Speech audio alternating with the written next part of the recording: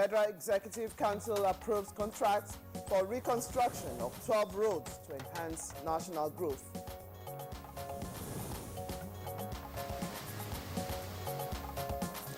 Inspector General of Police directs all zonal commands and state commissioners to ensure a safer Nigeria. States government to domesticate administration of Criminal Justice Act towards enhancing dispensation of justice in the country.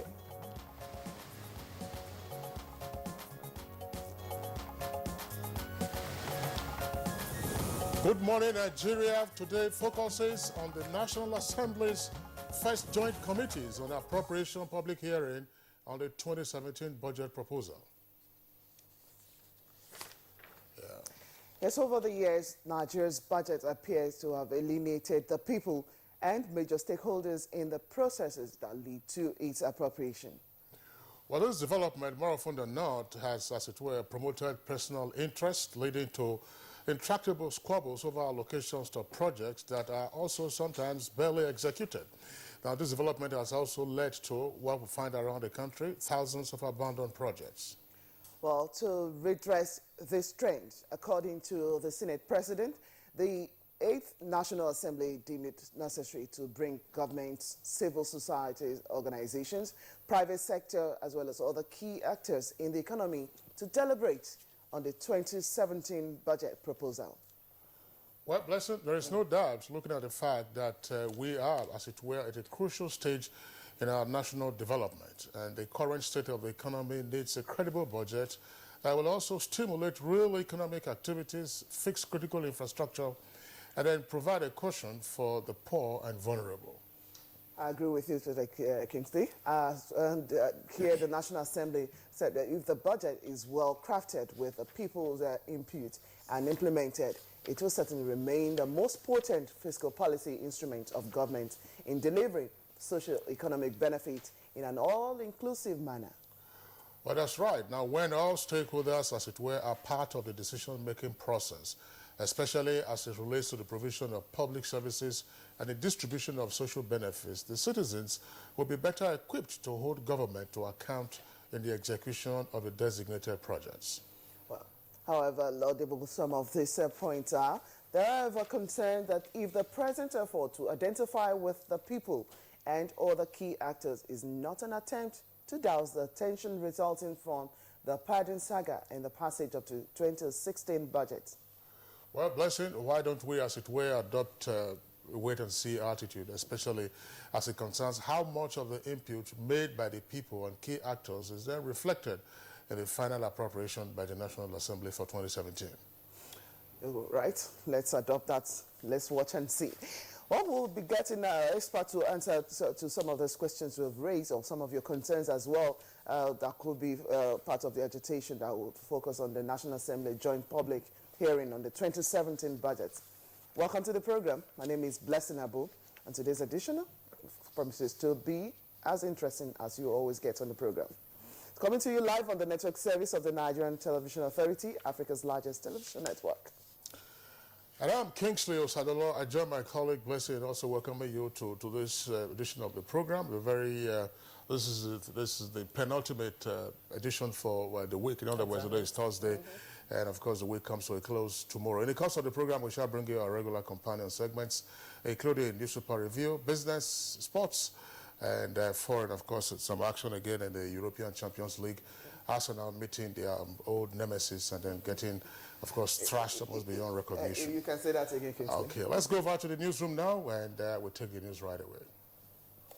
Good morning and welcome to the news.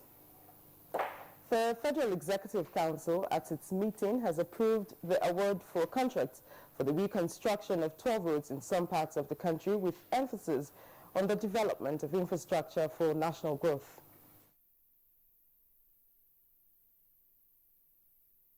The Young Hula Mobi Road in Adamawa, the Maraba Mudi Madagali Michika Askira Guazo linking Adamawa and Borno states, Patigi Pada Road in Kwara, Cham Numan section of Gombe-Yola Road in Adamawa State, linking Gombe and Adamawa States. The title of the policy is Promoting the Health of Nigerians to Accelerate Socioeconomic Development.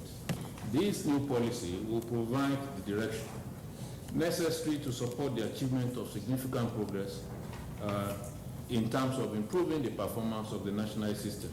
The proposed initiatives outlined in the plan are designed to address the country's poor competitiveness, improve the business environment, and attract investment in infrastructure, especially power, roads, rail, and ports. Jobs and social inclusion are also key focus areas. We spent a lot of time looking at implementation because that is the key. The presidency directs all contractors handling projects which are now abandoned to return to site with immediate effect.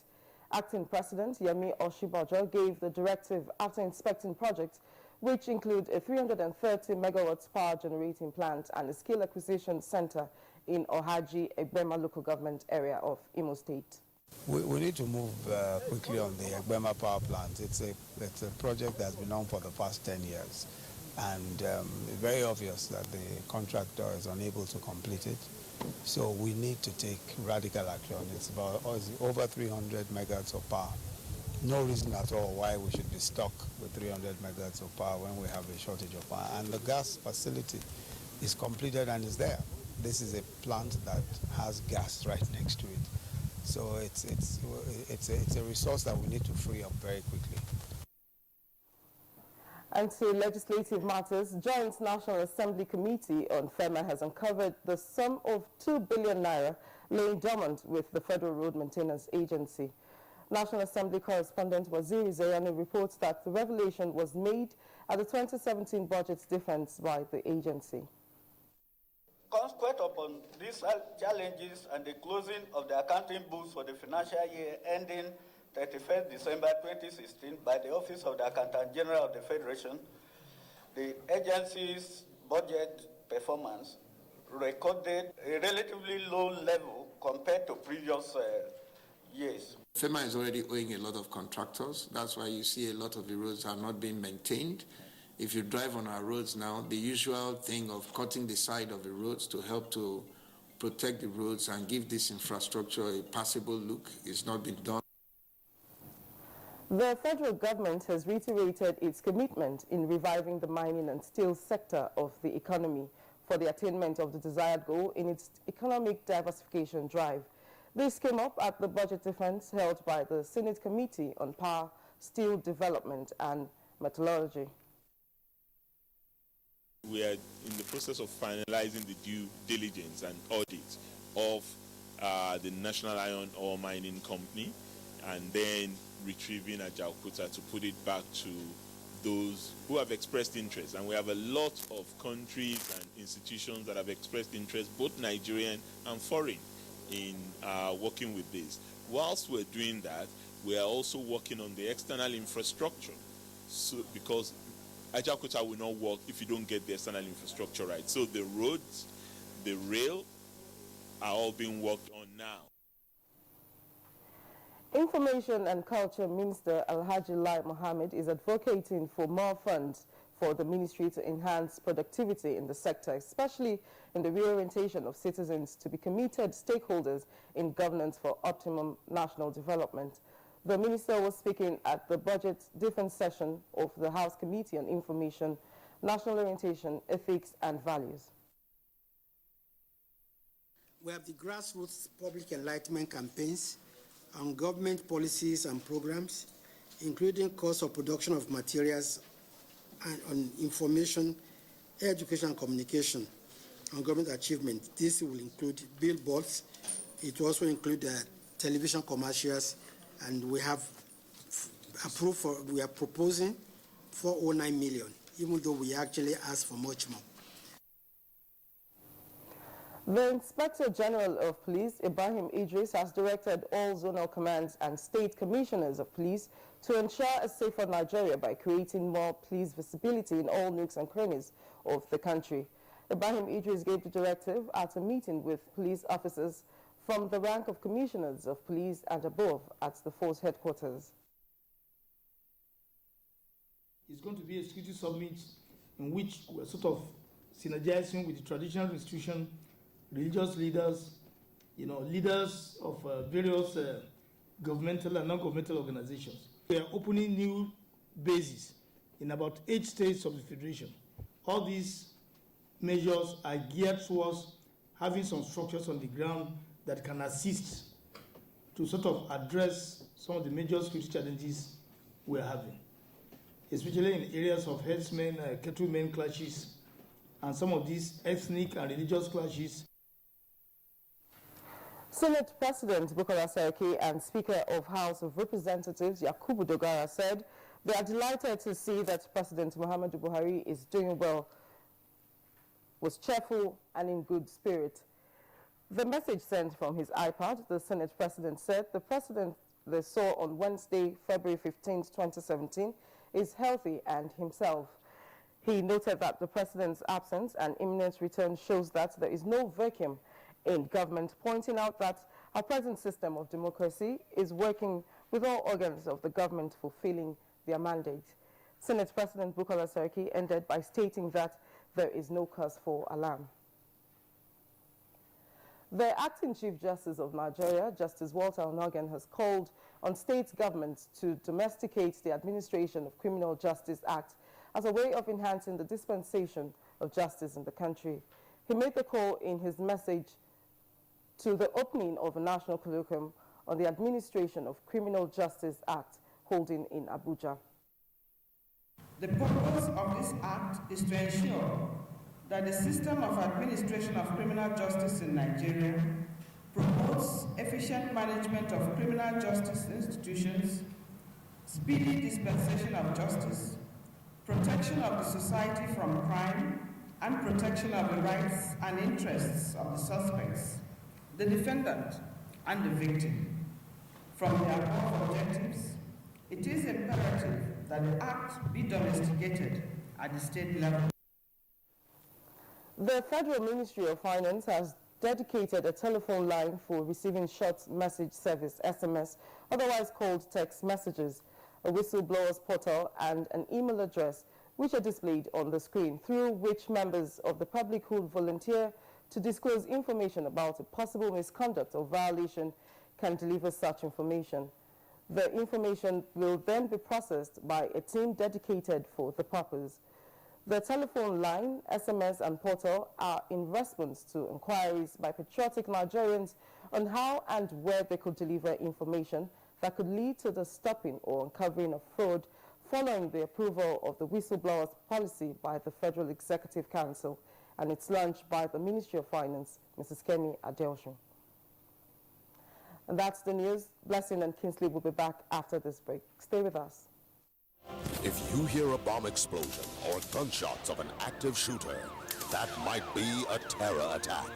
At such times, always remember 3 action words: run, hide, report. Don't try to run towards the terror scene to save the situation, because there might be a second bomb blast or another attack. Run far away and take cover. Make sure you are safe first.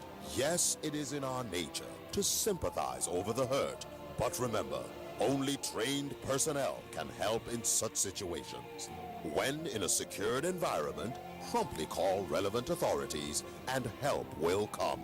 For anonymous reporting, call 09630-3250-5 or 0813-2222-106. If you see something, say something. Nigeria unite against terrorism.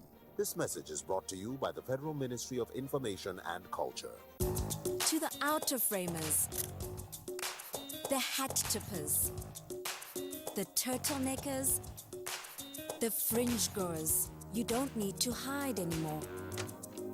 Try Dettol Even Tone. It cleans and helps to reduce the appearance of blemishes caused by oil, dirt, and germs. giving your skin a healthy feel for an even better you. Dettol, be 100% sure. NTA Properties Investment Company Limited, a subsidiary of the Nigerian Television Authority, specializes in creating comfort in all areas of life, such as real estate investments, that is, land, houses, and office spaces, mass leasing, savings and loan scheme, household items and car loans, and so much more. Other information and entertainment services include Property in Style, a TV program that airs on the network service of the NTA, and also Property Connect, a nationwide magazine. Our priority is to bridge poverty gaps and sustain quality welfare of our clients. Partner with us and watch us help you grow.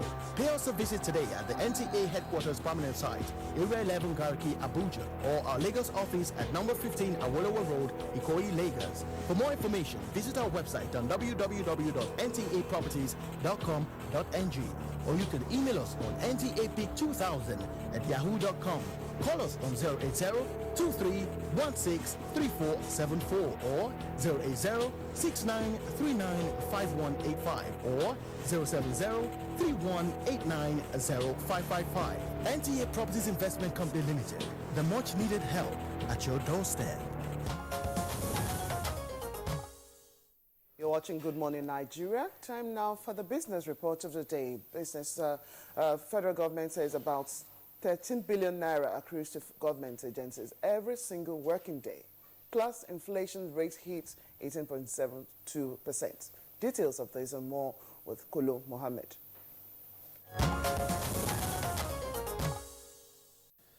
The critical issues at Nigerian ports appear to be impacting negatively on the seaport's activities, as recent statistics indicate that the shipping traffic is showing a downward trend.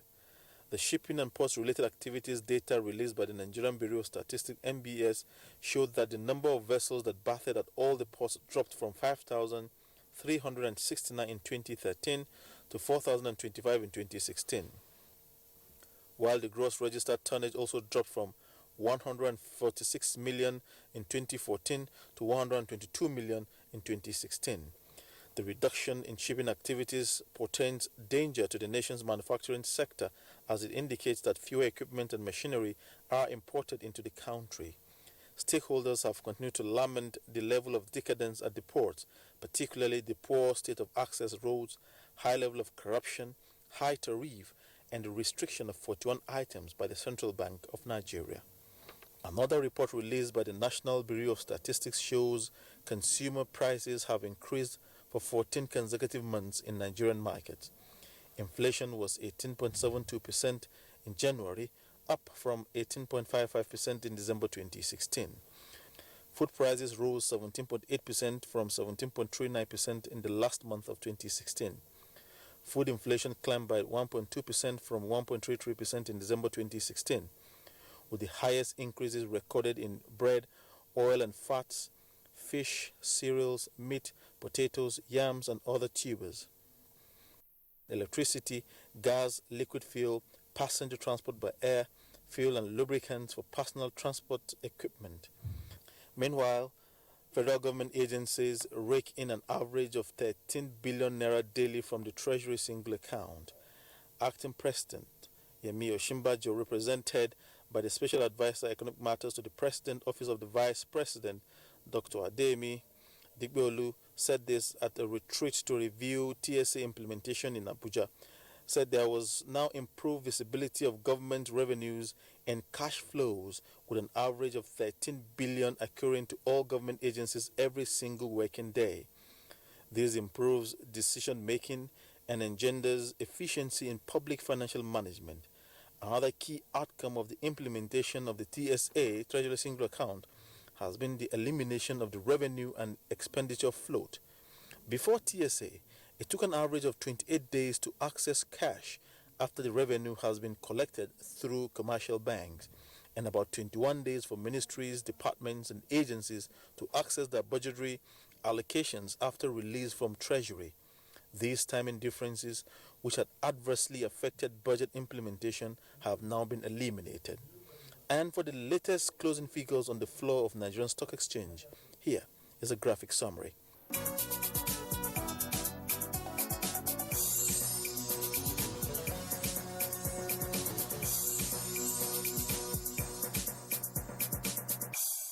business news for this hour. I'm Kolo Muhammad. All right, thank you very much there, Kolo, for the business package. Next for us now is a look at the headlines in some of today's newspapers.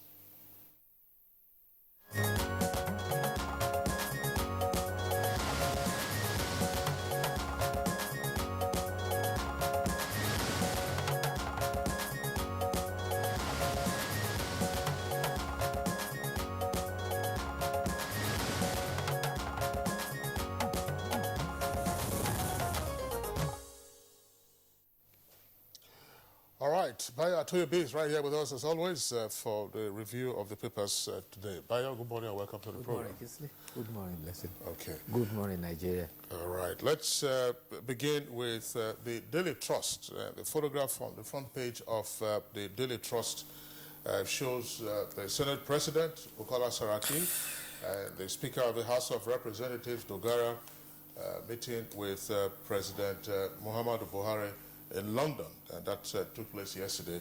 You can see the photographs there indicating the two leaders of the two heads of the National Assembly when they visited President Buhari yesterday in London. Now let's go up a bit again. That's the headline, of course, is there. Double-decker, Buhari hosts Saraki and Dogara in London. Now, federal government suspends cattle transport by rail. That's one of the headlines on the front page. Federal government suspends cattle transport by rail. Details of that story on page 3. And governors meet over 522 billion naira Party Club loan refund. Again, that story can be found in greater detail on page 5. Now, below the photograph, we take other headlines. Now, youths stage pro-Buhari rally in Kano. And FEC approves 126 billion naira road projects. And foreign airlines to manage ARIC. That's according to AMCON. Foreign airlines to manage ARIC. Details of the story on page 3. And then below that, it says Autumn. Autumn is the governor of Benue. Gives Agatu 72 hours to produce soldiers' killer. That's on page 5 in greater detail. Lesson. Okay. Almost similar stories run through the leadership as well as the son I have here. But let's start off with the leadership. The photograph right there too, you have that of President Muhammadu Buhari, of course, the middle, and flanked to the left and right by the Senate President as well as Speaker of the House of Representatives, Yakubu Dogara, when the National Assembly leaders visited the President in London yesterday. Okay, but the caption says Saraki Dogara Lawan visit PNB. That's President Muhammadu Buhari in London. Story starts right there, but continues on page 5. Just below that, we have the story, federal government's labor agreed to review minimum wage. You find that story on page 7. And the story of Benue, with governor giving Agatu community the ultimatum to produce killers of soldiers. You find on page 14, but it's displayed right there. Leading for the leadership this morning, you find PDP, that's the People's Democratic Party's major plan. A big joke, says APC. That's what you find on page 5. There are 2 writers to the story. Party, dead and buried. It's coming from the Unity Party chairman. And also the response from PDP will shock you. Nigerians are with us. This is from Ahmed McCarthy's faction. But just below the nameplate for the leadership, Federal Executive Council approved 126 billion naira for 12 road projects with riders Enugu, Kano, Gombe, Kaduna, others make the list. Katsina Assembly impeaching Speaker. That story is talked right in the page, 8th page of the paper for leadership. Okay, similar story you find on the front page of the Daily Sun, the photograph of the president as well as the 2 National Assembly heads right there. Saraki Dogara meets Buhari in London. That is the leading headline for the Daily Sun. And talking about the story on the Arike situation, AMCOM gives damning report on Arike. That is just beside the nameplate for Daily Sun. Says airline owes 500 billion naira, worth less than 40 billion naira. Well, let me draw attention to the photograph published by most papers. Apparently, there is an error there because they have cropped out the Senate leader. The delegation led by the Senate President had the 3 of them. And the This was the delegation left for London Wednesday morning. And you may recall that in the second letter of the President to the National Assembly, he has sought extension on the ground that results were indicated for further medications and further appointments. The President had already tweeted on his Twitter handle, M. Buhari, that I'm pleased to receive Senate President Bukola Saraki, Speaker Dogara, and Senate Leader Ahmed Lawan. I thank them for visiting. I am also grateful to Nigerians, Christians, and Muslims alike for their prayers and kind wishes for about my health. It's also told the Daily Trust that it was the resolution of the National Assembly that the leaders should visit the President before the Senate, the National Assembly resume plenary next week. Talking about minimum wage now, Labour leader Ayuba Waba said there is hope about national minimum wage. He says that a technical committee on palliative have taken measures, and the measures include ways of ameliorating effects of immediate increase in petrol prices, an issue of minimum wage, and also they will now submit a report directly to the President for his approval. He says a tripartite committee that will comprise both government, private, and the public sector will agree on the terms. And he's also very hopeful because the National Assembly has assured that the bill will be given accelerated consideration. All right, let's turn to the Nigerian pilot. The Nigerian pilot says, with a kicker, the headline immediately below is name flag. It says, Maritime Varsity, Baramatu indigents slam Dakuku over comment. Details of that story on page 6. And Edo Tribunal, ballot recount unveils huge discrepancies. Details of that story can be found inside at page 13. Ogwanye remains Enugu governor. That's according to the Court of Appeal. And Supreme Court to rule on Abia governorship tussle May 12th. Now, below the photograph on the front page of the Nigerian pilot, World Bank okays $2.5 billion loan to Nigeria with a rider as inflation rises to 18.72%. Now, also below that story, you have a window of other headlines. Lack of internal democracy, bane of PDP. That's according to former Vice President Alex Ekweme. And total deregulation will end fuel crisis. That's according to the Department of Petroleum Resources, DPR. Sack FEMA MD now.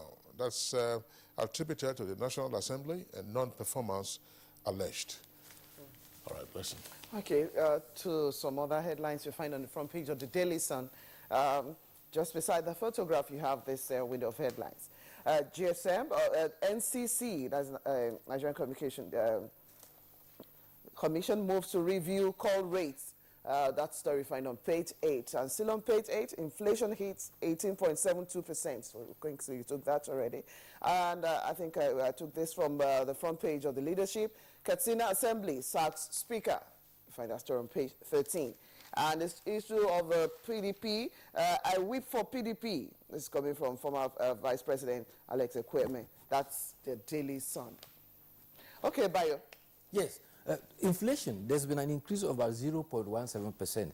This is the report of the National Bureau of Statistics, which put inflation rate as last December was 18.55%, and as January, it has risen to 18.72%.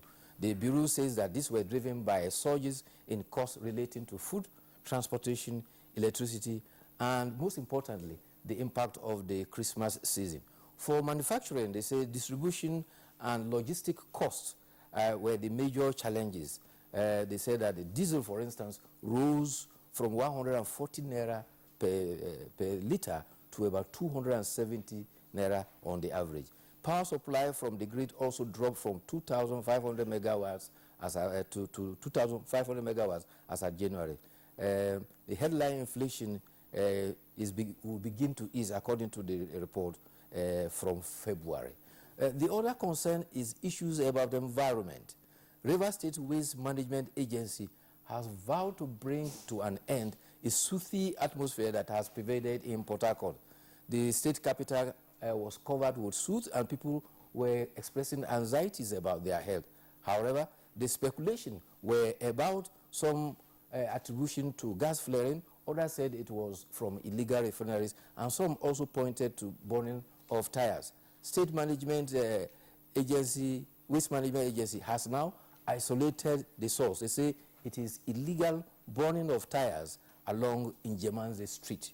The sole administrator, Chief Felix Ubua, has vowed to bring those behind it to book. Similarly, the Abuja Environmental Protection Board says that the FCT administration is warning against indiscriminate placing of posters. They said the director of Agbo Advertising and Signage, Ibrahim Yusuf, says arbitrary poster pasting is defacing the city. He said before now, it was political parties, especially during campaign, but now religious bodies have taken over. The department has visited corporate religious organizations and given them 72 hours to remove those posters defacing the city. He said that they will trace them and legal action will be taken. So far, 20 such bodies have been visited. According to the Abuja Environmental Protection Act, anybody who is found guilty of that offense stands a minimum fine of 5,000 for the individual, and for a group, a fine of 50,000 naira or 6 months imprisonment.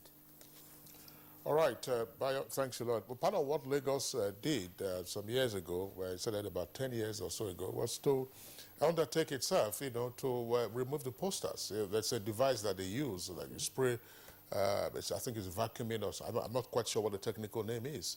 That's perhaps more effective than you tracing those who are pasting the posters. Now, if a third party decides to print a poster in your name, to demarcate your organization or your association, what happens? The worrying thing is that sometimes these things are posted on even road signs. That's correct. And that's very disturbing. Indiscriminately. Okay, let's take a look at the front page of the Punch newspaper, and then we'll see the headlines there. Now, Arik Boss firms owe us Arik Boss firms owe us 263.7 billion naira, says AMCON. And Saraki Dogara meets others meet Buhari in the UK. We already dealt with that story. And then we're also there, that's one of the two earpieces beside the nameplate of the Punch. FEC, that's the Federal Executive Council, OK's National Health Policy and awards 126 billion naira road contracts. Lead story says AGF, that's Attorney General of the Federation, Malami, queries Emefiele. Emefiele is governor of CBN on alleged forex fraud in CBN. With a rider, petitioners allege questionable policy and arbitrary allotment by Apex Bank. Now, below the photograph on the front page there, it says Autumn sacks 4 commissioners and appoints son as SSG. And Katsina rep who survived kidnapping dies at 51. Oil production now 2 million barrels per day. That's according to Minister of State for Petroleum Kachuku.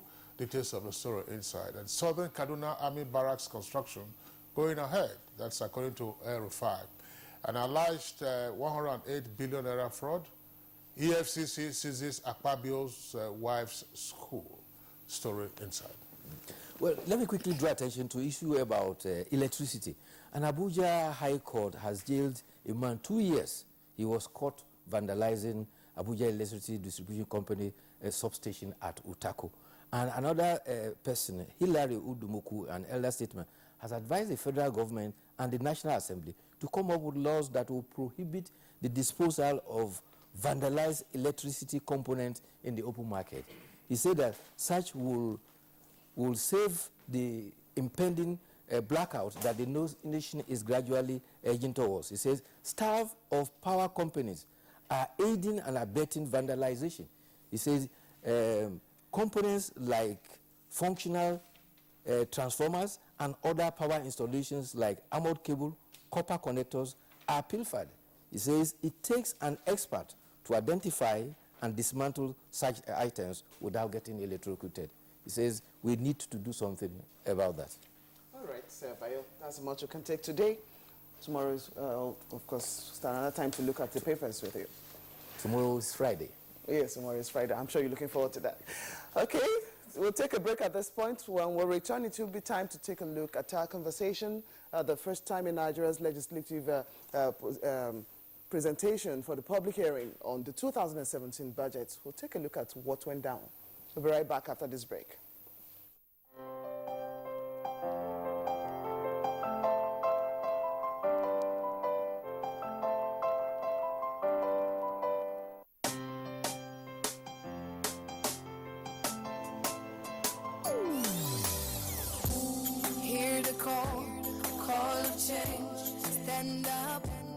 Nigeria. Change is here and it's going to stay. Change begins with you. Oh yeah, make we go.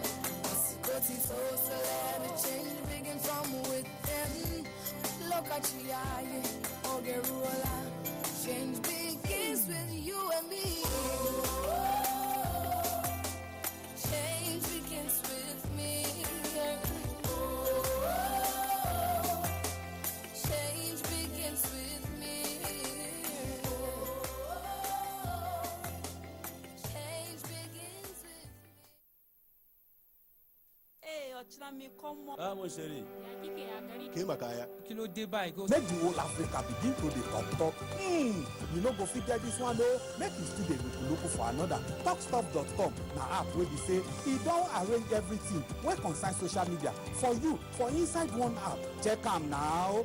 Make you kia go sign up sharparly on top talkstuff.com. Talk dey cheap. Make your own be good. You're watching Good Morning Nigeria. It's time now to take a look at what we've been cooking all day. And for the first time in Nigeria's legislative evolution, government, the legislature, labor, and other key actors in the polity have the opportunity of contributing to a national budget for 2017. Correspondent Yemi Ajayi has a background report.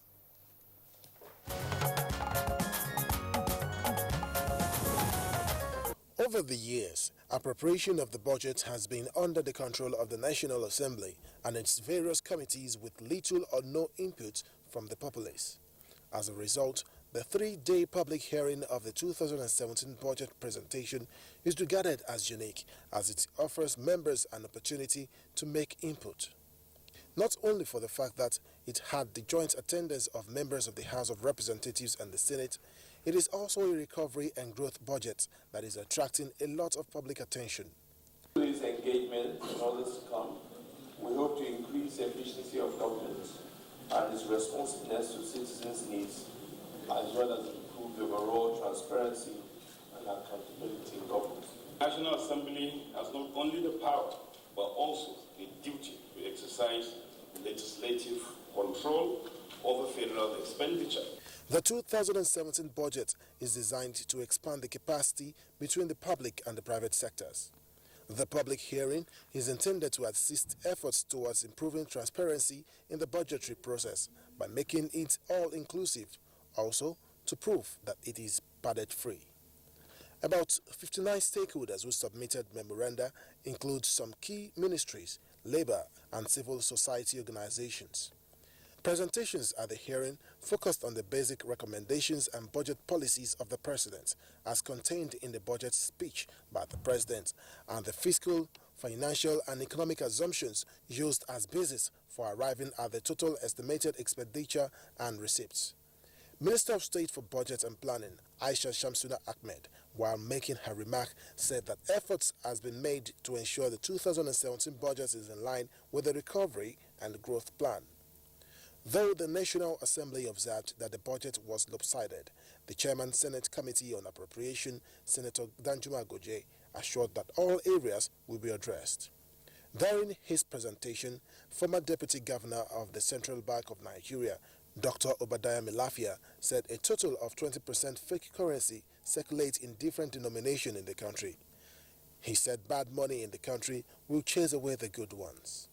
Now that the hearing of the 2017 budget has come and gone, how will the issues raised be put into effect?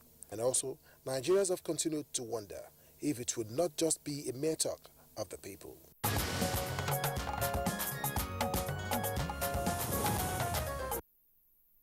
All right, thank you very much, Yemi Ajayi, for that background report. Just to indicate that after the former CBN Deputy Governor, Obadiah Melafia, indicated that there was up to about 20% fake currency in circulation, the CBN issued a rebuttal indicating that it was actually less than 1%. But we have guests with us in the studios to discuss this whole idea of getting the members of the public to contribute to the debate on the 2017 appropriation. First, we'd like to welcome Senator Abdul Fattah Buhari. He's chairman of the Senate Committee on ICT. Senator Buhari, a pleasure to have you on the program. Thank you. Okay. All right, and then we also would like to introduce at this time Senator Nkechi Nwogu. Senator Nwogu, a pleasure to have you on Good Morning Nigeria. Thank you very much. Okay. All right, listen. Yes, also joining us in the Abuja studio, we're privileged to have Honorable Emmanuel Okeje, who is the Chairman, House Committee on Rules and Business. Thank you very much, Honorable Okeje, for joining us. Thanks for having me. And in our Just Network studio, we have a regular face on Good Morning Nigeria, Professor of Political Science from the University of Jos, Professor Sam Egu. Professor Sam Egu, thank you for joining us on the program this morning.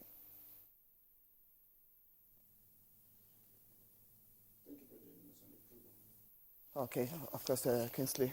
All right, gentlemen, and then Madam Senator, it's our pleasure again to have you join us on the program. Let's begin this conversation with Senator Buhari, who is also a member of the Senate Committee on Appropriation.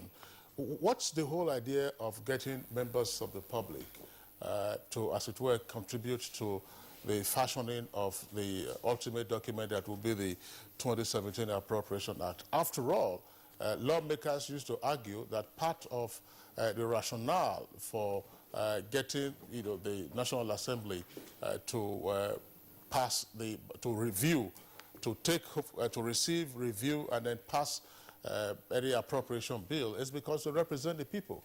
So what's new now, and why are we taking this route? Well, thank you very much. If you remember vividly, by this time last year, the turbulence we were going through, that is the budget padding, budget killing, budget assassination, budget missing. At the end of the day, when there are issues, you learn from it. The leadership of the National Assembly now decided that, look, let's even call the people to come and contribute, and let's get an idea from them. Since knowledge, nobody has monopoly of knowledge, it was decided that the leadership, they tabled it at appropriation committee, and we agreed that, look, let's make a 2 days public hearing. I must be honest with you, those 2 days were very, very, very encouraging, and a lot of issues came up. And surprisingly, for the first time, we are doing public hearing. Surprisingly, for the first time, if you Google on the internet, you see the whole budget, and you can see criticism from people, constructive one. You can learn from that, and that will now help and shape the direction of the appropriation committee and every other person, since you are part and parcel of it. And like you said now, something really happened. I didn't even know in our country that there is a fake currency, but during the public hearing, Melafia came up and said, we have over 20% fake currency. CBN said, no, it's about 1%. They've never told us there's even any percentage before, which means along the line, these are something new, like you said, that are coming up. And I think if we are able to cash onto that, the sky is the limit of the country. All right, thank you very much, Senator Buhari. Senator Nkechi Nwogu. Of course, like we've already pointed out, new things happening in new ways. But how much of this impact is this having on the public for those who are represented there and even the larger Nigeria as a whole, at least coming from the viewpoint of the legislator? Yeah, thank you very much. I think it's a healthy development, the initiation of public hearing towards budget exercise at the National Assembly, because that shows that our democracy is developing, the National Assembly is maturing, is looking at the hindsights of previous budgets, that at some point it became like a routine exercise, a rubber stamping thing that never permeated to the people that these budgets were intended for ab initio. These budgets are meant to develop our communities, our local governments, our hamlets. It is targeted at people. It is not, though it is engineered, manufactured, produced in Abuja, but the end product supposed to go to, or the value addition, the value benefit are supposed to go to the people of Nigeria. So for the first time, and I was very happy when the idea of public hearing from people of Nigeria, initiated by the representatives of both chambers, to say, look, Nigerians, come and tell us what has been going wrong on our annual ritual. Because actually, once it is passed, people say, oh, this year, last year we had 6-point-something trillion. This year we are having 7-point-something trillion. Are we having this bumper value upon our lives at the communities, at the hamlets? That is why I am happy. And I believe that National Assembly is growing, will continue to grow and mature and develop, and therefore they will be giving people value for their selection of their representatives, i.e. this public hearing. It's a healthy development. It's something that Nigerians should latch on and expose those non-fulfillment of promises. You know, what I mean by that is, yes, we say we are going to do this number of health centers, this. Are we doing that? Have we done that? What happened in the previous years? The public hearings of this nature will expose these things and give the National Assembly members opportunity to, invigorate the oversight activities. Okay, thank you very much, Senator Kechi Ngogo. Okay, moving on quickly to Honorable Emmanuel Kev. For this 2017 budget hearing, it was supposed to have this robust discourse on fiscal, financial, as well as economic assumption, amongst other things set out to do. How much will you say this actually shaped the kind of discussion that held, even at the various, the 2 days or 3 days of public hearing? How much did it shape those areas, fiscal, financial, as well as economic presumptions that were already in the mindset of the people with the National Assembly? Well, right. Like my distinguished colleagues in the Senate are saying, the importance of public hearing cannot be overstated. Let's not forget that the budget is the single most important piece of legislation to come out of the National Assembly, because let's face it, if we don't have a budget for any given year, I think the whole system will come to a standstill. So in almost every bill that will pass on the floor of the National Assembly, we go out there and take inputs from members of the public. I mean, we may be representatives of the people, but we don't claim to have monopoly of knowledge in all the fields. So we need for people to come and share their expertise, their research, their the years of toil that some have taken in their respective fields. So when you have that happening, I mean, it's very important, and it will help us, because come to think of it, there have been a lot of criticisms in the way that the budgeting system has been going on in the past years. So the National Assembly, the leadership of the National Assembly decided, after the budget padding allegations of last year, the Senate President put together a team made up of senators and members of the House to reform the budgeting system, and this is one of the things that came up. Speaker Dogara, on his part, had, during the course of campaigning for speakership, promised that if he gets elected, he would make the budgeting system more open and indeed subject budgeting system to public hearing, which is what is now happening. So it's very important. I think it will impact very, very much on the way the budget of 2017 will come out. I believe it's going to be, it's been a very useful experience. All right, thank you very much there, Honorable Okajev. We'll come back to you. We earlier introduced Professor Sam Egu. He's a professor of political science at the University of Jos. He's joining us from our Jos Network Center, but you can see him on the right side of the screen. But just before, Prof, before we bring you into the conversation, I would like Senator Buhari to explain, where exactly the public hearing stands in the continuum of the legislative business in dealing or handling the appropriation bill. Because already, I mean, there have been reports of MDAs, that's to say ministries, departments, and agencies coming to make their budget, defense, and so on and so forth. So where exactly does the public hearing fit in? Well, the truth of the matter is that the success of any nation depends on how realistic your budget is economically. From the public hearing, a lot of issues came up. And then we have our own committee that we are gathering all the information. If you look at 2016, before 2016 budget, let's say from 1999 to date, budget implementation has always been less than 50%. Yesterday, I was in the Committee on Industry and Defense. When they were given the report, they came to defend their budget, and they were telling us the budget performance of the previous year. Most of them were now achieving 70, 75, in fact, in some cases, 90%.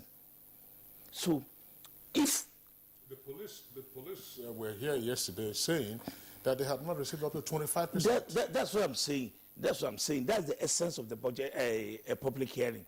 If, say, for example, defense have received over almost 90%, and industry or communication are receiving 60%, which means something fundamental is really wrong with our system. A professor came that day, 3 days ago, to that budget hearing.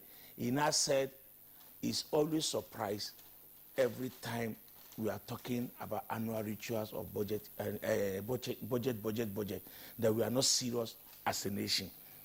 So people were shocked. And I said, the reason why he's saying this is that we don't monitor our budget.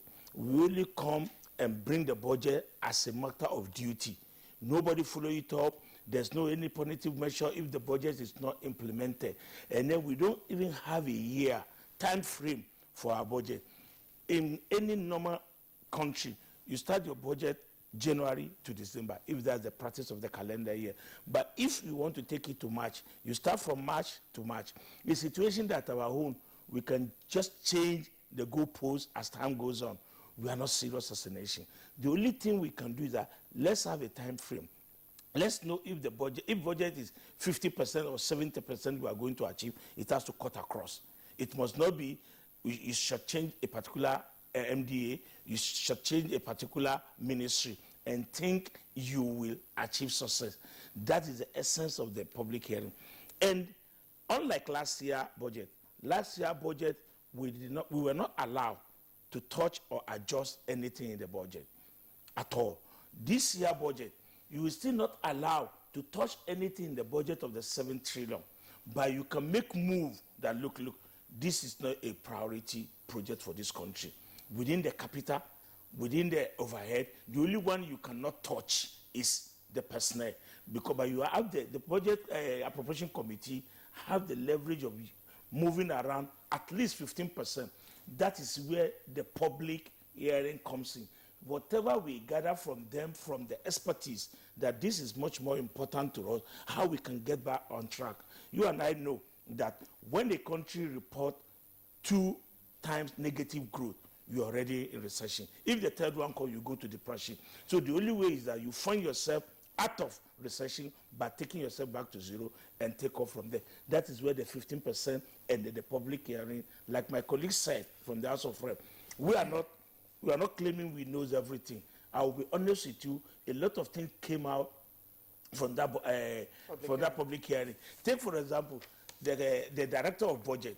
He was in Lagos before. He now said, and I quote, that when he was in Lagos, they were moving away from zero budget to developmental project. From zero budget to developmental project. He now said, but when it came to the federal, he now see that they are moving from developmental to zero budget. That he's unable to reconcile the two. And that's the reason why he initiated a lot of different in this year budget. And sincerely, when I was flipping through the budget of last year and this year, you can see that there are a lot of different and there is hope at the end of the tunnel. Well, Senator, thanks. Actually, the explanation you've given is fine, but that doesn't quite address the question. Where does this public hearing stand ordinarily, when should you have had the public hearing? That's the essence of my question, Senator Nwongo, before we go over to Jos. Well, thank you once again. I think this is a maiden issue of instituting public hearing during a budget exercise by National Assembly. Ideally, it should be before the budget presentation, because it should be for the benefit of the executives who are going to identify these needs, and the National Assembly who are going to x-ray these estimates. You know, but this is coming like a cat is before, yes. So, but having said this, it's better to be late than never. This is the first time I'm very sure that my colleagues in National Assembly will hopefully 2018, 2019, they should institute this public hearing well ahead of the presentation of the nation's budget by the executive. Why it should be so is that these are the people at the receiving end, I said earlier. They are the people who should tell us, look, we need a railroad infrastructure, so that a sensitive executive with their MDAs can take note of the yearnings of the people you are governing, and they should now set their priorities right. A situation where maybe they have prioritized something that obviously, if you take a survey, less than 30% of the nation will crave for that in a 2017 budget. It's like crying when the milk is already spilled. Having said that, the National Assembly has initiated a good program for budget exercise. We need the input from the public in order to have a very valuable budget. But the problem, the distinguished brothers and people, the problem is not necessarily what they have said. People have yearned. That's why we have representatives, even without the public hearing. You have 360 representatives from 360 federal constituencies. You have 109 senatorial districts. These are representatives of the people of Nigeria that go home, they do constituency clinics, and they already know what their people are looking for, what our people are looking for. Therefore, a situation where I laugh most times, though out of the budget talk, that's what I'm going to say now, the issue of constituency budget or projects for National Assembly people. For goodness sake, it is a healthy thing. Other than that, who will tell from Abuja what my schools, the primary schools in my 6 local governments in my senatorial district, no NDA, DG, or PAMSEC or minister will know the needs of these people. And it will never be captured in the nation's budget, even though the federal ministry is responsible for UBEC, which is the agency for development of primary schools. All right, distinguished Senator Nkechi Nwongo, thank you very much. Professor Sam Ego, you've been listening to the senators and then the member of the House of Reps explain the rationale behind the public hearing on the 2017 appropriation. What's your take on this? Against the background of the point just made a moment ago by Senator Nwongo that, look, ordinarily, lawmakers themselves either go to their various constituencies to tap and get information and then come back at the same time to allow that to guide their evaluation of the bill before them. They also have the power of oversight and they have the power of interrogation of various MDAs. Is this public hearing, is it a ritual that is unlikely to yield any dividend beyond merely getting the voice inclusion for members of the public? Yeah, I think my first point will be that this type of exercise is very, very important. in our type of democracy. And I'm saying this because if you look at the 1999 Constitution, which we are operating, the legislature, in this case the National Assembly, has a very important role in the budget process. It's not just a rubber stamp legislature as envisaged by the Constitution.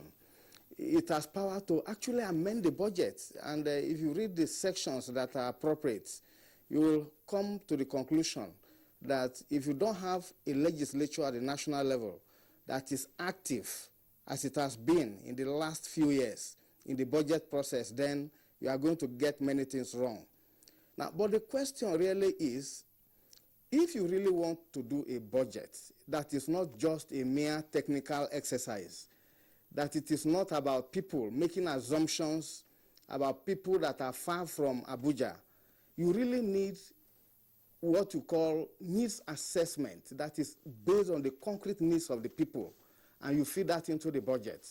Now, for me, this public hearing is midway between that kind of robust needs assessments and the narrow technical exercise of the past, because it provides avenue not only for you to harvest opinion of experts, but to get representatives of the people, particularly civil society, labor unions, and others, to make input into that process. And I will agree with the senator that when you now do this on an annual basis, it will complement what I call the institutional capacity that the National Assembly has developed over the years, including establishing offices. I'm talking about NABRO, which is to help the National Assembly build its capacity on budget issues. So with that kind of capacity to engage the executive, complementing with a public hearing and bringing representatives of the people into that space will build legitimacy for the process. But more importantly, you ask the question, where is the place of this? I would think that after listening to the people over the next 2 days, or for the 2 days that the public hearing is expected to last, I would expect some amendments, in terms of tweaking the document to suit, the interest of the people and to take on board many of the critiques that people are offering. Because if you don't do that, then it becomes a fruitless exercise. And I would like to see how this partnership can be deepened beyond the process of passing the budget, to the implementation of the critical oversight responsibility of the National Assembly. I'm particularly impressed because when you look at the House of Reps, anytime they are doing their legislative agenda, they have a whole space about partnership with civil society. I think this is the first time that partnership is being, given some sense of concrete expression in terms of the budget process. So it's commendable, but we must go beyond this.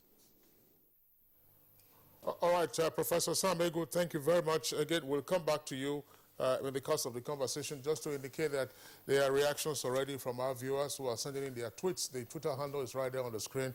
You'll see it on the left side at NTA GMN. Let's bring in again Honorable Emmanuel Okajev into this conversation. Of course, it's the chair of the House Committee on Rules and Business. Well, Senator Buhari was talking about what the whole exercise is intended to achieve. We will ensure that where there are gaps in terms of capital releases or where there are gaps in implementation, the public hearing will enable the lawmakers have an idea of all of this that is happening. But is this likely to be the case? The National Assembly itself isn't the one that makes the releases. That's from the Ministry of Finance. So how is this exercise likely to conduce to say that, listen, Ministry of Finance, let's have a level playing field, 50% across board for all MDAs or 60%, how you can ramp it up?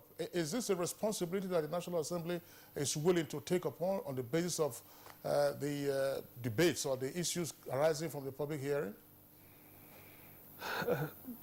Thank you. I think, let me just unravel my understanding of how the public hearing is going to feature in the budgeting system. let me respectfully disagree with the senator that taking this budget, this public hearing before the budget is presented will, to a large extent, defeat the purpose. I think it's when the budget comes in, is presented before the House, before the joint House of the National Assembly, that you have the assumptions. I think what the budget hearing, public hearing, is going to do is to expose the assumptions to the experts, and we'll take in, and that it is after that that we'll still go ahead and ask the MDAs to come and, you know, do the budget, the normal budget defense that we have. So this is how, in my understanding, it's going to play out. You take the public hearing, you have enough information, and in subjecting the MDAs to the defense of the budget, that will help you in asking the right questions, and that will help you in realigning some of the figures that the executive has brought in. Now, having said that, I think as for the releases, well, we may not have much to do in how the releases are done. I think our role basically is when the releases are done, how do we ensure that we track the releases in order to effectively see that the budget is being implemented. Because come to think of it, you cannot take over the role of the executive in this case, because the issue of releases is basically on the executive side. So all we are expected to do is that we make sure we, if you like, put some pressure, but if they don't, what can you do? The important thing is that when the release is done, you ensure that it is actually implemented as the budget was meant to be. Okay, Honorable, okay, Jeff, distinguished Senator Kechi, as well as the other gentlemen, Senator Buhari and Professor Isamego. We have our tweets already. Let's take a look at some of them, the ones we have already, and we'll get back into the discussion proper. From Mike Anyakwa, we have this tweet: whatever happened last year belonged to the past and must not be a yardstick to budget debate. The hearing must be people-oriented. Now, Ojo Olaito has this tweet. Now, despite what happened last year about budget padding, still it's repeated this year to the tune of 2 billion naira under works, power and housing. From Dayo Isaac Ojediron, said the 2017 budget would only be successful if all stakeholders decide to be transparent and shun corruption. And Franklin Ofoma has this tweet. Now, what's the essence of public hearing on 2017 budget when there will be little or no implementation, no impact on the masses? From Ibrahim Tudu, says National Assembly is well aware of the need for public hearing on bills. So what we have been agitating is now coming to light. Change has come. Adeka Patrick has the next tweet. I hope the National Assembly will bring to the public details of the allowances. The public wants to have a say. From Sani Michael Omakoji, the action of Senator Danjuma Goji and his team is considered belated because the ongoing action should have been late last year. And then Adisa Ahmed has this tweet. It's a welcome idea now if its outcome is implemented. Okay, wait for this. Ibrahim Tudu, is the National Assembly budget also open to debate and public hearing? How can we verify that? Senator Buhari. So, well, let me first of all make a clarification. That is on the issue of the public hearing. The public hearing is not on our own side. You cannot do public hearing before the president will present the budget. We are not the one preparing the budget. From what we have done now, most ministers that were there were very happy because the first day there were over 13 ministers and the following day about 7 came. So from there, an idea may come to them to that, look, let the executive also do something like this, and then that is where you have the input. We are using it at the National Assembly that, look, come, this is what executives are bringing for us. Participate in it. We cannot do anything outside the 7 trillion. But when we have an idea of what the public are saying after gathering all the information, definitely we will be able to input implementation. So don't let's mix it together. But the implementation of the budget, preparation of the budget, is from the executive. Monitoring the budget, seeing to the implementation of the budget is from the legislature. They are two different things entirely. So if we are having public hearing that, look, this is what executive, if you say we should have it before they present the budget, what will we be discussing? We can't discuss anything. We need a document. This is what, like I said, when people came in and they were giving their own contribution, some of them, even as a member of the appropriation, there are some certain areas I've not been able to go through that they were discussing on that day. Some people will come to go to session, so. This amount they are buying for furniture is much. Coincidentally, one of the one they were criticizing happened to be a ministry I'm supervising. I quickly jotted it, and it helps me. It helps me so that when the MDA are coming today, I have my own budget defense today from the ministry I'm supervising. I got that information before I even go through my this thing. I'm ready. These are some of the things that will bring out the best. And then you see, when you start something as a pilot case, all what you see to it is that by next year, when we come back here, and you now say, look, last year, what was the outcome of the public hearing, and how effective was it in implementing this 2007 budget? It's just like our democracy. Since 1999, today, if you look at it, at the end of each tenure, there is improvement. Let's do it 1, 2, 3. It may influence the executive too, that, okay, before we finish, let's call some expertise from some university. Let's gather them around. What is their input? Maybe they are doing it before, but they are not making it open. They cannot tell them that, look, do this, do this. This is the way to do it. Last year, on the heels of the public uproar over the allegations of budget padding and all the other shenanigans, there was some information that, okay, the National Assembly now was going to engage some consultants or some officers who will be in situ as budget advisors to the National Assembly. Are they in place? That's what the professor said, the NABRO. He just said it. Yes. The NABRO. Yes. What is their role in all of this public hearing? No, they are there. They are also contributing. They have their own role. You know, you cannot put the cart before the horse until they finish. And we now see the submission of the team we set up vis-a-vis what NABRO have. Then we take it to the appropriation committee. We also look at it, join it together, take it to the floor, and the both houses will now debate it as separately, and then we'll now come back to what is called joint meeting again. That's the way it works. How long is all of this going to take? Well, February, this is mid-February is drawing to a close. The beauty of it is that we have our time, we have our timetable.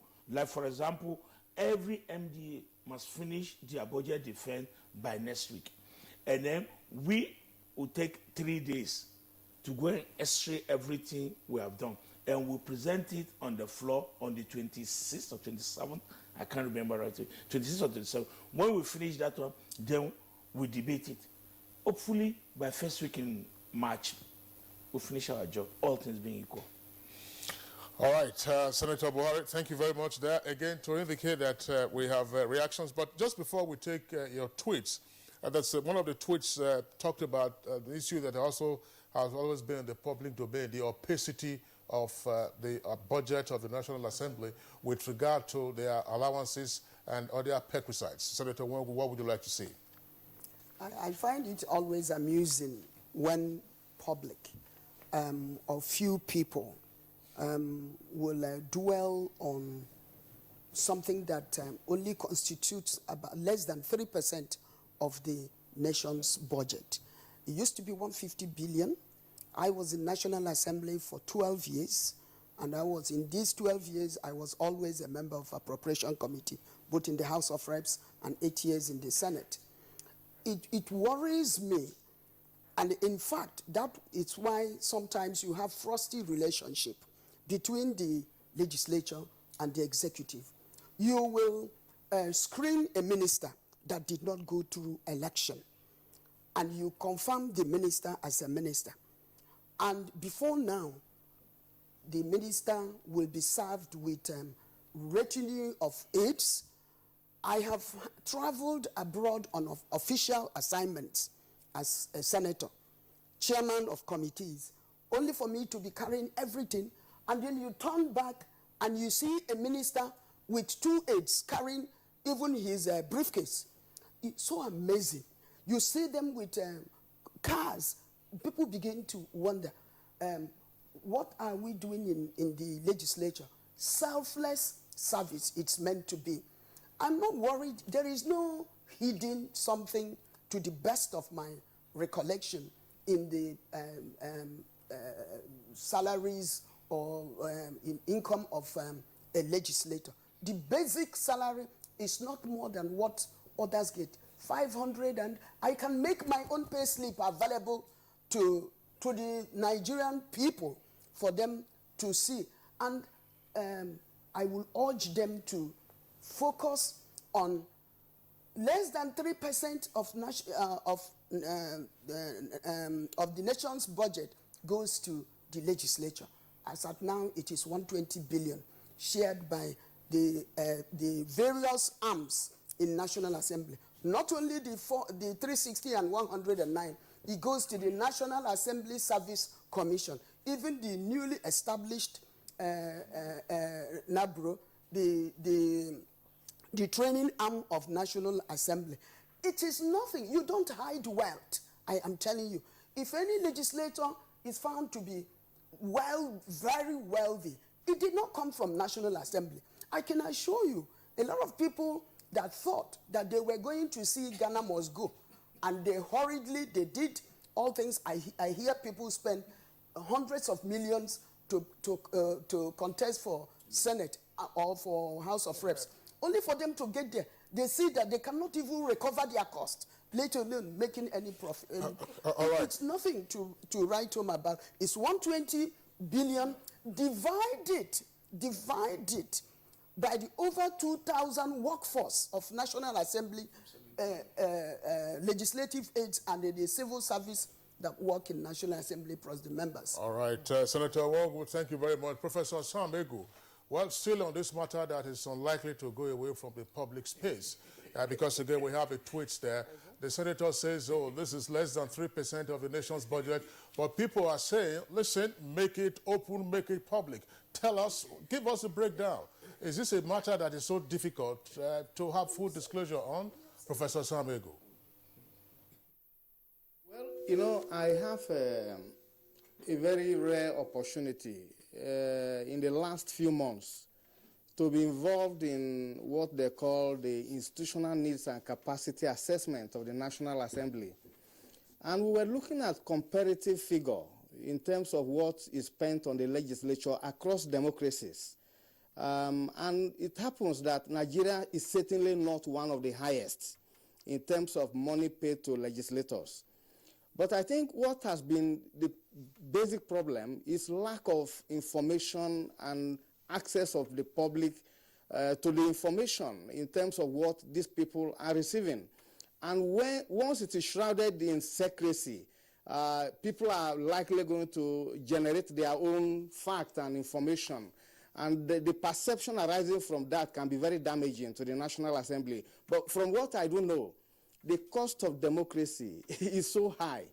And I want to see the cost of democracy not in terms of what you pay legislators, not in terms of what people spend for election, but in terms of the capacity of that institution to checkmate the excesses of the executive, to carry out effectively oversight function, to carry out effectively representation function, and therefore to build confidence of Nigerians and the international community in our processes, because the benefit arising from that confidence in our process, can translate into economic performance, into foreign investments, into economic growth, and also many other economic benefits. So I think it's important for Nigerians to be bothered about the costs of maintaining the National Assembly and what legislators are paid.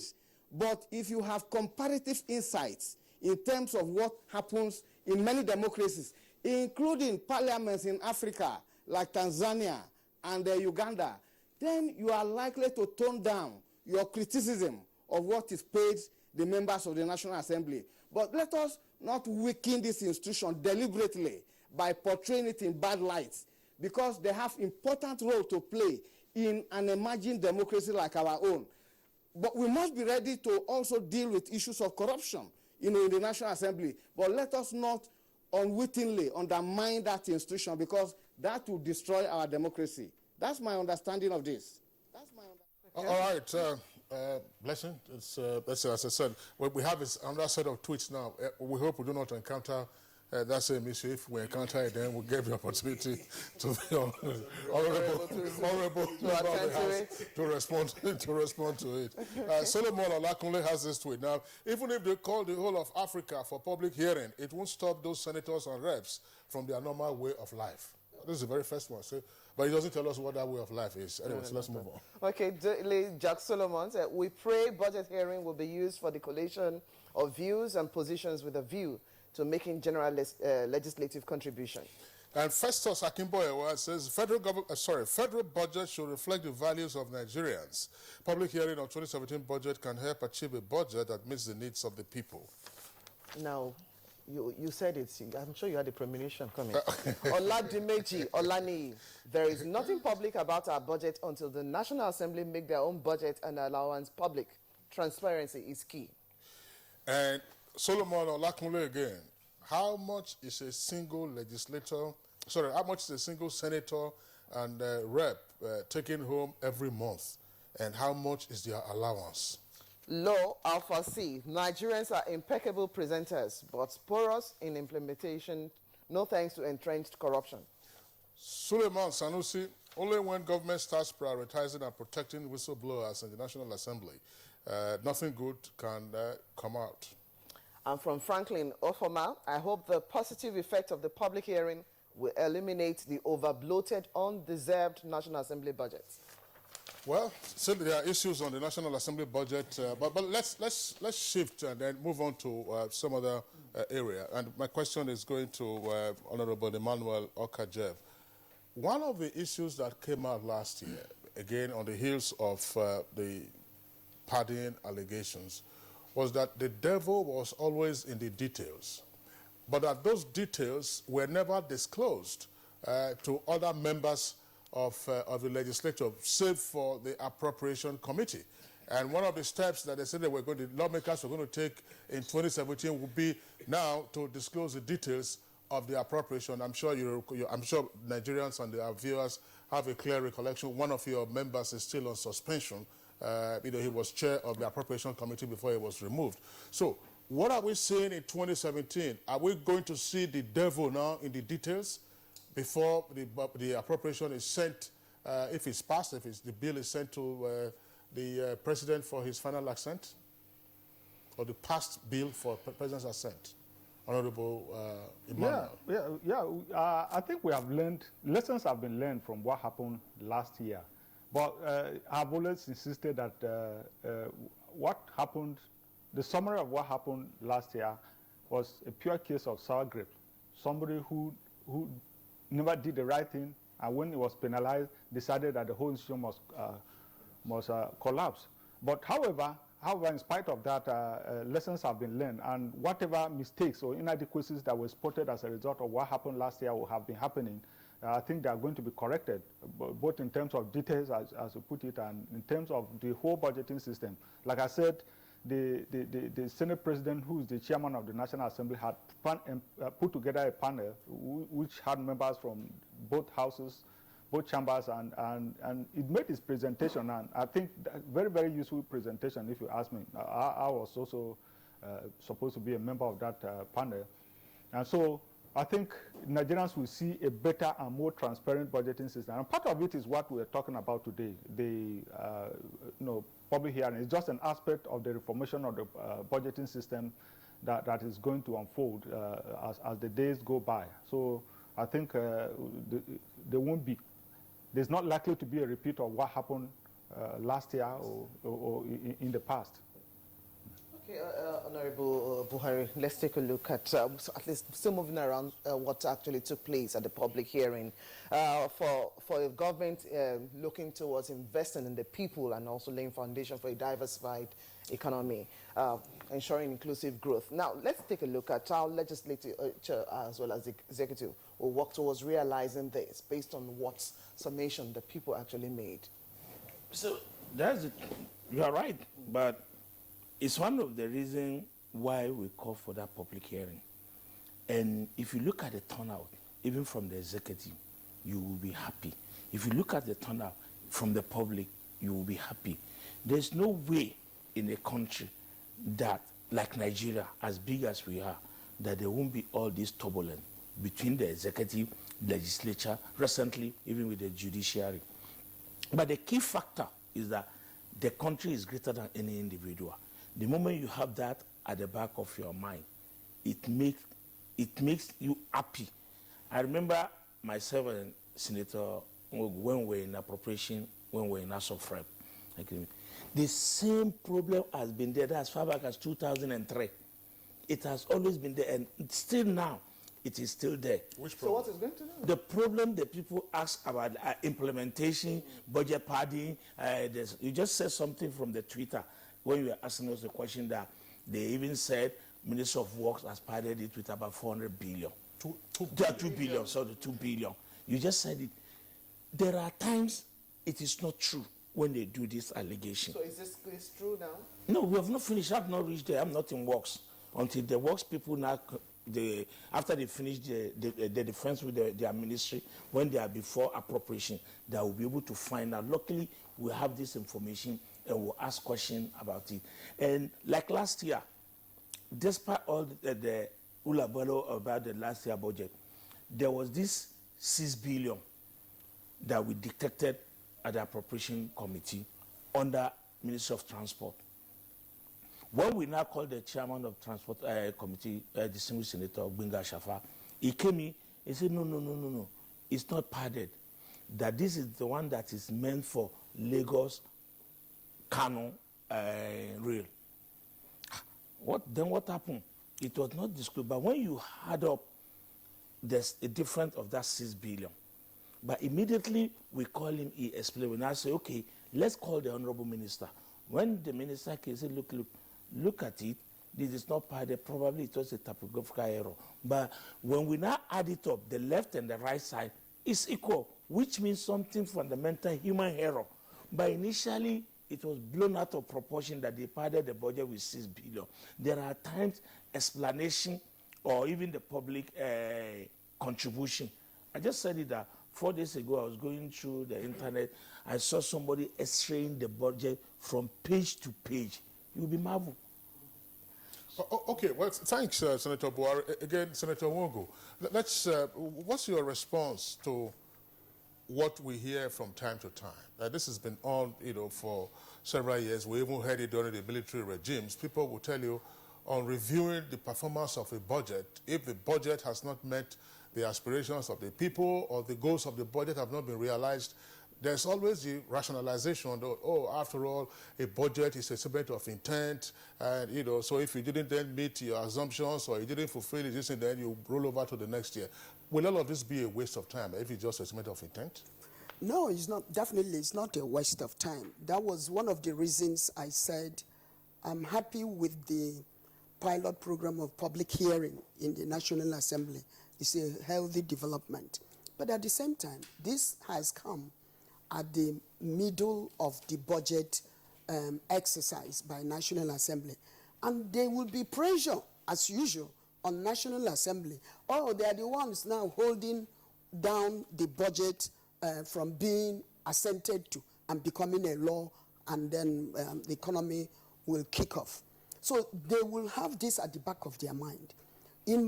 Having served there for 12 years, in my personal opinion will be that it would be a good thing to have a public hearing before the budget where you will ask the masses through their representatives to make budget inputs into the MDAs, so that these MDAs, that most of them are in their offices all over the nation, but they may not have gone through the 109 senatorial districts of the nation and the 360 federal constituencies in the nation. There will be this kind of public hearing. I am, suggesting that the leadership of National Assembly can equally, in subsequent years, 2018, 2019, do the same thing, the same pilot program that they have done for this one. They can do a public hearing on needs assessment by the public to have inputs whereby, and that is the reason why the National Assembly and the executives and the three arms actually should work together in preparation of a budget, to be a budget estimate to be presented eventually to the National Assembly. Otherwise, it becomes it's like roundabout system. You know, they bring in, we find out that the priorities are wrong. We start saying, no, you didn't do this, we didn't need that. They go back and they say, oh, no, you can't touch. There is envelope on every MDA. They are sealed, you know, which is another area of hamstringing the National Assembly. You cannot push somebody down and you tell them where to fall.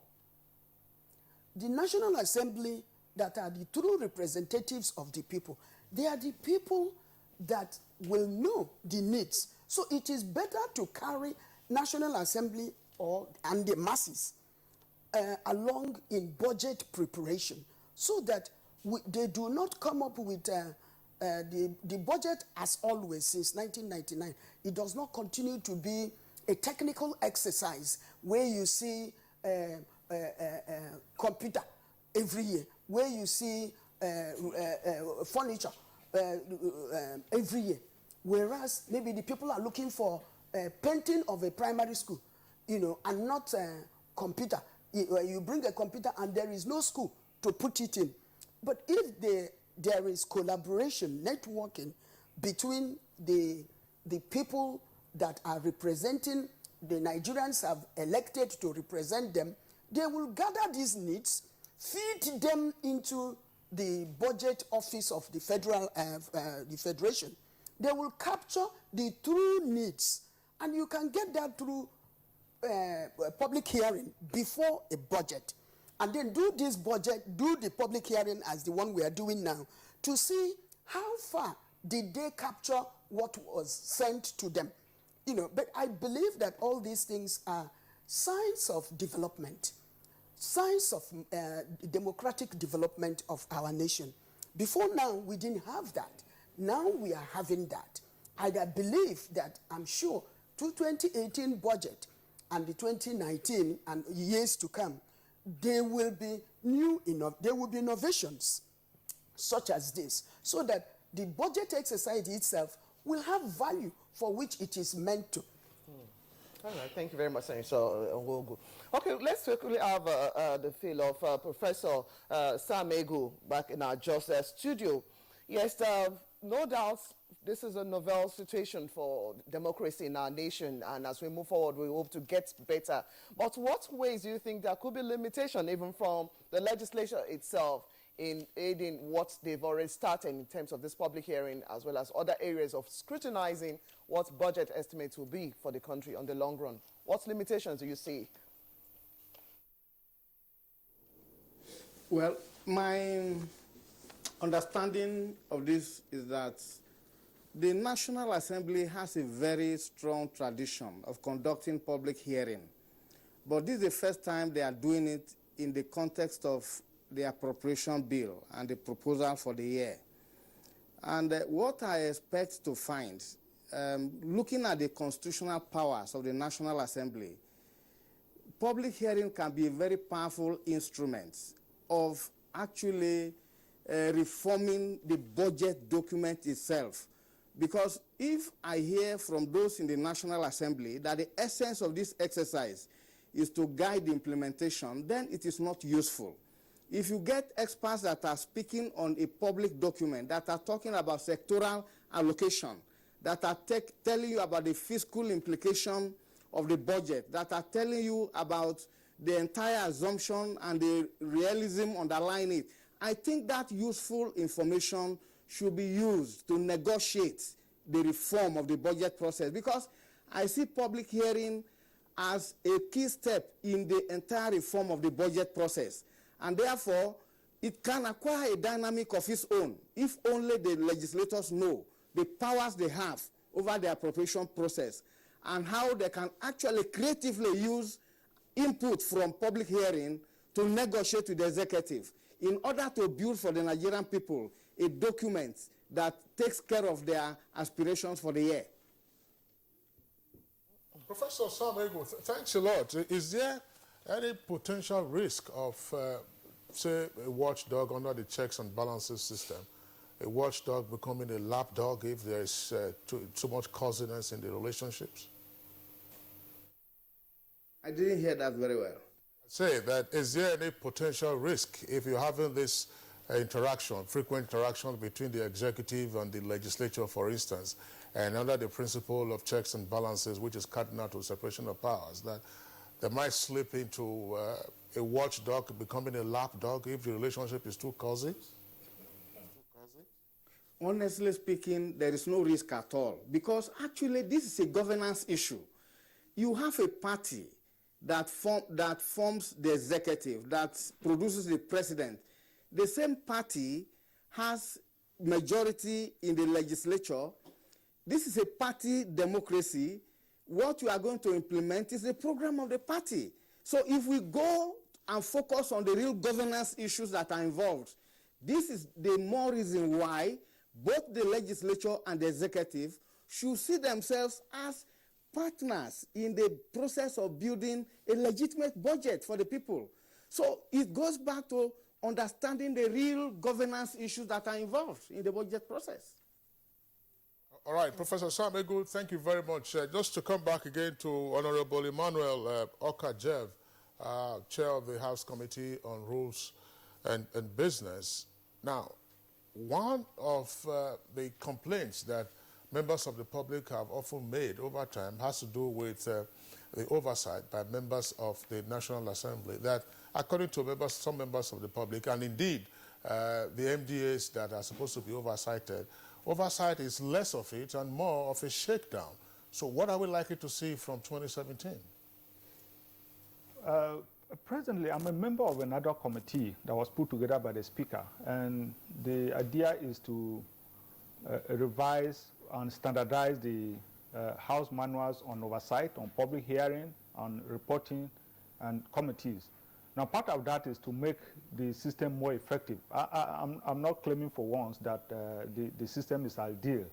But look, the legislature is the least understood arm of government in this country because of the frequent interruption from the military. Anytime there was a coup, the legislature goes and the government continues. So people have this idea that even without the legislature, life can go on. The government can go on. But they forget that once you take out the legislature, there's no democracy. So this is it. When you go out there on oversight, I tend to see this hostility or this coldness towards members of the dissent. It's like they are interfering in the work of the executive arm of government. So I think there has to be that understanding that, look, you don't, in a democracy, you need the legislature to do their job. But we are putting our hands together in the National Assembly, like I said, because when this manual that we were asked by the House leadership to put together to guide members of the committees as they go out there to oversight, when it's done, I think you see better oversighting, because I don't know about the Senate, but I know that in the House is part of what we call a legislative agenda to up our game as far as oversighting is concerned. Okay, Honorable Ojoke, thank you very much. I'm glad both yourself as well as the two senators here will give us hearing to this particular one. Patronizing made in Nigerian goods is one area that the government is trying to say, okay, at least to reinvent what is happening for us as a nation, boosting the economy. Do we need to legislate on this, or what other means do we seek to do to actually encourage this area? Senator Barry. The only way we can encourage this is the executive. Shut your door. Singapore today is one of the best country or a developed country in this world today. They shut by Lee Kuan Yew. He shut the door. Consume only what you can produce. Look at what happened last December. The law of comparative advantage by David Ricardo, where Lagos and Kebbi signed a pact on rice. The whole of state of Lagos, it was Kebbi rice. Unknown to us even before that time that we were eating rubber rice. But look at the rice from KB, so nutritious. And there are other areas like that in the country that can produce more rice. Look at what that will save us in terms of foreign exchange. Number two, it will take time. But the moment you start, its implementation, little by little, people will get used to it. India, all what you do is that, even their car, if you watch Indian film, you see their cars, like, and they still use it. That's what they use. But look at this place. We are not saying if you have the money you want to buy, you just put a lot of tax on it. People will definitely buy what we are producing here. And that is the only way we can get our country back on track. In 2008, when Obama found out that China has taken over the whole of America, he took a loan from the he took a permission from the legislature to get loan, and he pumped into all their local company like Ford and the rest. They were able to employ people at a stage they were not buying anything from Japan or anything from China again. Within the next 2-3 years, he has taken the country back on track. These are the things we do, but there is one big problem. We need you people, I mean the journalists, to reorientate Nigerians on how to get out of ostentatious good. If we are talking of Nigeria, including myself, we have to get our mind up there. Let's consume only what we produce. It will take a time, 1 year, 2 years, 3 years. By the time you lay the solid foundation, the sky will be your limit. She said, my colleague said something when she was talking about constituency project. Look at the constituency project like the way he said. About 2 weeks ago, there was a public hearing on constituency project catalyst fund. Most people did not know that even in America, there's constituency project. It's called pork barrel. They were shocked when some of us were telling them that, look, they are the ones who are closer to their people. Everybody attract things to your area. In most places, even in the developed world, when you are talking on the floor, you are passing a bill, you are passing a motion, they see that as your primary assignment, they don't care. But what did you bring to your area as a benefit to the community, as a benefit to the people? That is the key. All right. Okay, Senator, I would like you to also respond to a matter that is also been of concern to members of the public, and some of which have been addressed by way of the tweets. Ultimately, the budget should help in addressing some of the dismal numbers that we have about the economy. Inflation already now 18.72%. Unemployment, we're not sure what the figure is. But again, when you take a look at the general hardship, manufacturing sector, the performance of the real sector in general, other than agriculture and solid minerals, which are looking up, how, can the budget and therefore the lawmakers help focus attention on potential and actual growth areas to turn around these negative numbers that we have about the economy? Well, the economy started off from where the present administration picked it. If you look at like a marketing cycle, you start from when you are growing a product, it gets to maturity. Then if you want to sustain it there, if you are not careful, it dies off unless you do something to rejuvenate it. Similarly, in economies such as ours, where we have high inflation today, remember, the objective or the mission statement of the executive or the federal government for this year and last year is to grow the economy, and when you are growing economy, you are trying to reflect economy. And when you are reflecting economy, the idea is that you are pumping more money in various areas. And when you are pumping more money into an economy, it produces inflation, such as what we are experiencing right now. The problem, in order to remove it from the negative impression or what we are experiencing right now, the hardship, is one, to ensure that these areas of priority where we have increased our capital expenditure is maintained. If our capital expenditure budget for 2017 is maintained, is actualized in 2017, it is expected to dovetail into taking us, one, out of the recession we are now, it's expected to reinvigorate the economy of the nation. I believe where we are having major problems is a cyclical thing. One thing triggers another. For instance, you just talked about made in Nigeria goods, consumption of made in Nigeria goods. It's a healthy idea, but it doesn't happen in a day. And so long as it does not happen in a day, the government must plan appropriately to ensure that there would not be scarcity of those things you are banning immediately before the gestation of the economic policy that will bring about a high level of made in Nigeria consumption of goods and services. You don't just do it, like a hit of hands and saying, I ban this, I ban this, I ban that. You have no substitute. There are, for instance, today, nobody can buy cars. Even the locally assembled ones are out of the reach of Nigerians. Then you begin to look. People want to drive cars.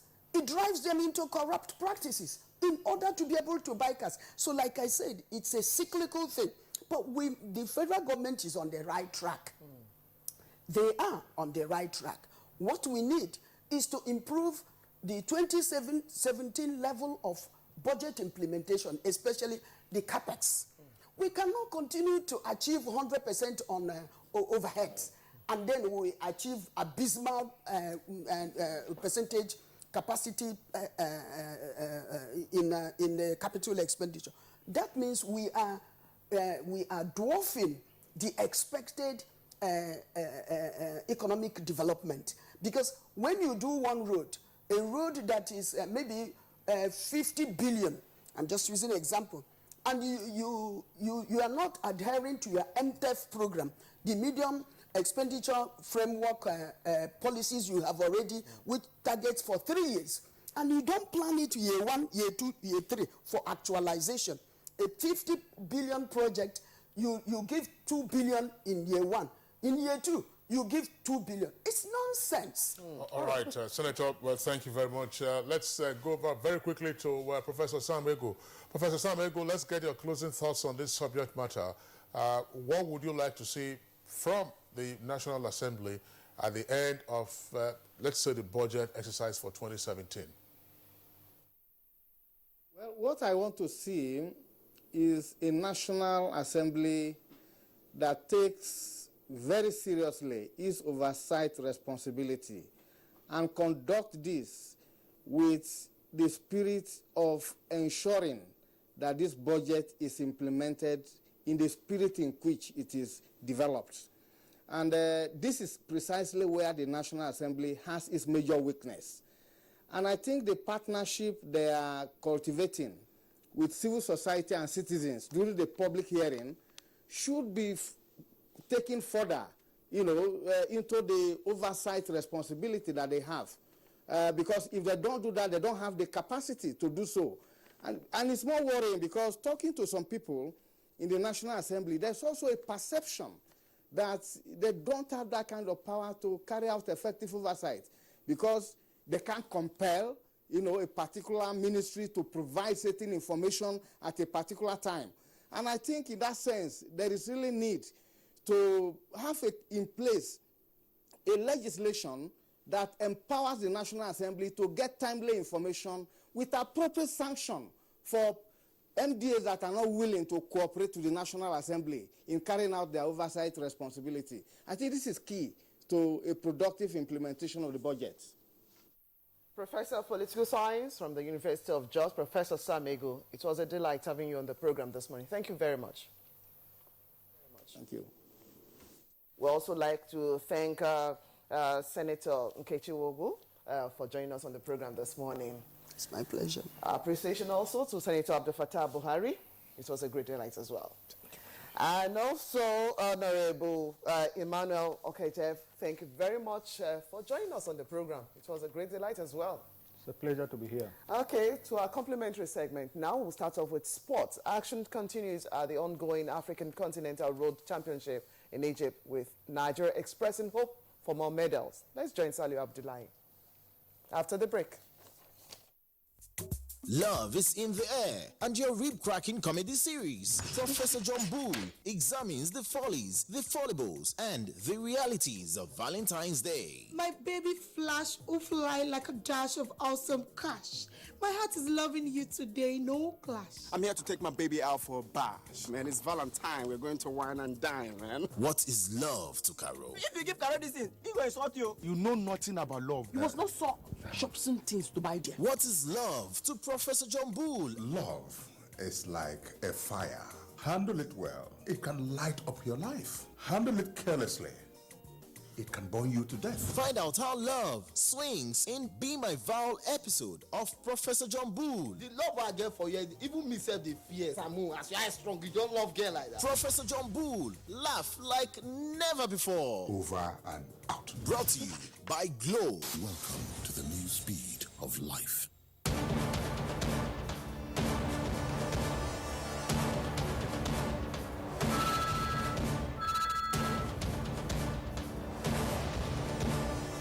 Okay, sir. You may now go in for the interview. Thank you. Ah, my shoe. And to think I just bought this very expensive foreign shoe 2 months ago. So sorry about your shoes. This is why I advise my friends to always patronize made in Nigeria products. See this shoe. It's made in Nigeria, and I've had it for 2 years, and it's still as good as the day I bought it. Made in Nigeria products are good quality, and stringent government regulations and certification now mean the goods made in Nigeria meet international standards. Make the patriotic choice today. Buy right. Buy Made in Nigeria.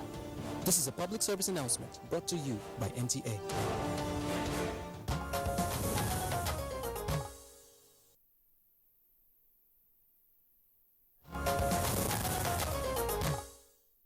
Jacinta Okorie has won Team Nigeria's first medal at the ongoing African Continental Road Championship in Egypt. Okorie, who claimed it bronze, finished third in the individual time trial junior category behind Ethiopia duo of Gibre and Zaid, who came first and second. Nigeria will compete today in both individual time trial in men and women elite categories. Innocent Akpan, Ifeong Emmanuel are expected to feature in the men category, while Tombra Gladys and Glory Odiasi will feature in the women's category. The team's coach is confident that Team Nigeria will win more laurels before the championship ends on Sunday.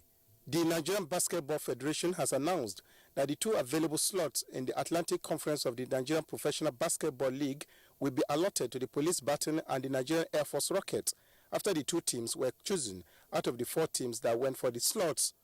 In a statement released by the Federation midweek, the admission of the team is provisional and subject to their meeting certain conditions stipulated in the offer. All right, we'll go over now to the Weather Center to check out the prospects for the rest of today.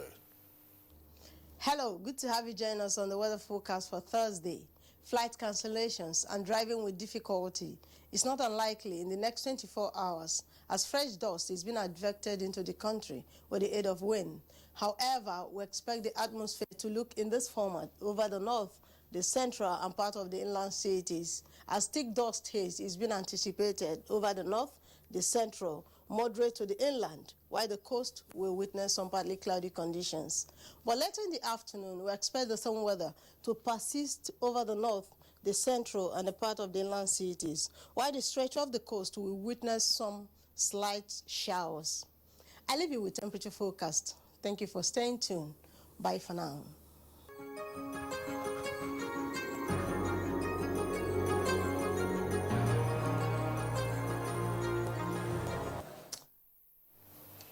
That's Good Morning Nigeria for today. We hope you found it very, very interesting. We did. Let's see you again tomorrow. My name is Blessing Abu. Appreciate your company. See you tomorrow, like I said. And I'm Kingsley Osadolo. I thank you for being with us today. You have a nice day.